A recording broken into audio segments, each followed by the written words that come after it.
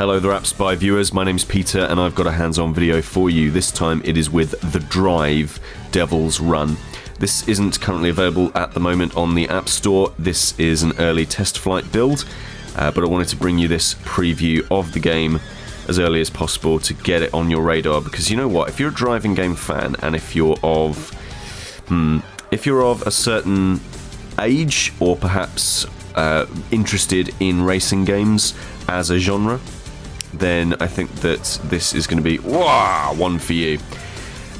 So if you are of a certain age, you'll probably recognise that that smashed screen is kind of absolutely from another series, really. It's kind of cribbing on a different series, and this game feels a lot like it is paying homage to Test Drive and the very early Need for Speed games, the sort of 3DO, early PlayStation 1 era driving games of that kind.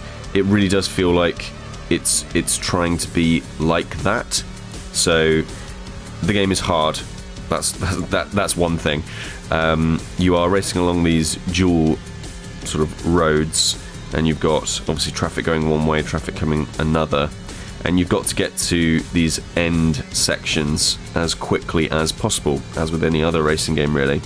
So we hit that, and we've completed that stage, been given a steel medal because it's not particularly fantastic, not a great time there, and we'll start the next stage now.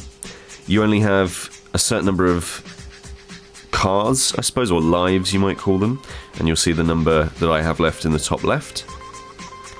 And there are tilt controls as well, but I'm finding them a little bit sensitive in this version of the build, so I'm going with touch controls.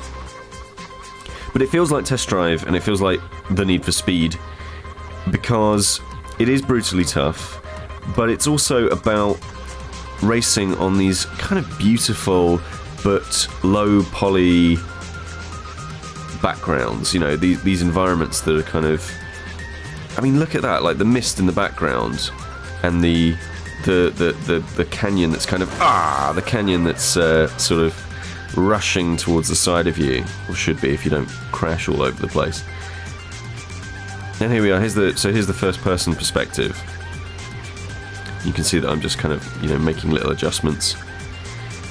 But it feels like, you've jumped into this high power exotic sports car and you're going for a drive, and it's not illegal street racing. You haven't got nitrous oxide burning out the back of you like later Need for Speed games. This is, you've bought an expensive car, you've probably, you've come from your high-paid recruitment consultant job, and you've decided to go for a drive in these canyons as fast as you possibly can, and that's dangerous, and it feels dangerous. It feels like you're constantly on the edge when you're racing. It feels like the line between getting a fast time and losing complete control, or like that, is it's fractions. It's tiny, and it just feels really exciting in that way. But it does feel very old school at the same time, and I suppose I don't think that's going to put people off. I think that if you kind of give the drive a go when it is available, I think that you'll find something enjoyable and extremely hardcore to love about it. Absolute game over, big game over titles there. But it's definitely one for people who kind of liked that type of racing. So different difficulty levels come with different vehicles. So we were racing on Pro Racer. Clearly we're not pro racers. Let's go down to Rookie Racer. Different vehicles handle ever so slightly differently. It's mostly a speed kind of a thing. You've got a bit more grip when you're when you're going slightly slowly. The interiors are different, which is kind of cool, and everything's got this awesome comic book low poly look to it, which I find really, really attractive. Reminds me a lot of Auto Modelista on the PlayStation 2, actually, but actually feels quite responsive and fun to race rather than Auto Modelista. And I just think that this is really, really cool. So this is an early look. Like I said, it's not out yet. You're going to have to wait a little while. But it is The Drive, Devil's Run.